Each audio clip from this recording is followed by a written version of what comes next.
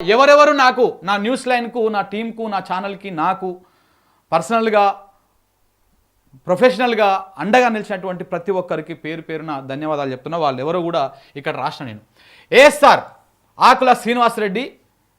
So TS24 news channel ఉంది కదా, ఆకుల శ్రీనన్న నిజంగా కూడా నాకు చాలా మనోధైర్యాన్ని ఇచ్చిండు. ఆ అన్నకు కూడా ధన్యవాదాలు చెప్తా ఉన్నా. సో దాని తర్వాత సిగ్నల్ టీవీ శివారెడ్డి అన్న.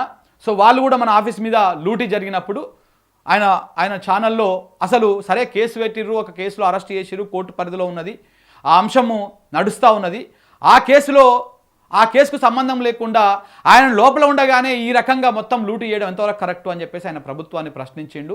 జరిగినటువంటి అన్యాయాన్ని ఆయన వాయిస్ రూపంలో ఆయన ఛానల్లో వినిపించిండు. అందుకే ఆ అన్నకు కూడా ధన్యవాదాలు చెప్తా ఉన్నా. అన్నతో నాది ఈ ఒక్కరోజు సంబంధం కాదు, దాదాపు మేము 2012 నుంచి కలిసి పనిచేసినాము.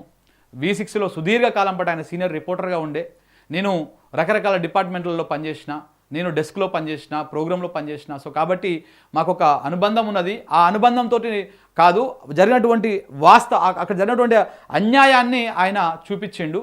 సో కాబట్టి 100% అన్నకు కూడా ధన్యవాదాలు చెప్తా. ఇక సీనన్న, ఆకుల సీనన్న గురించి కూడా నేను చాలా చెప్పాలి, కానీ సమయం సందర్భం వచ్చినప్పుడు ఇంకా క్లియర్గా చెప్తా.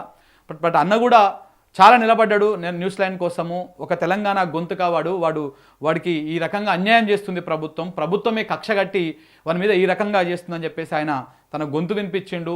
సో చాలా నా కోసం కష్టపడ్డాడు, నా కుటుంబానికి కూడా అండగా నిలిచిండు. అన్నకు కూడా ధన్యవాదాలు చెప్తా ఉన్నా.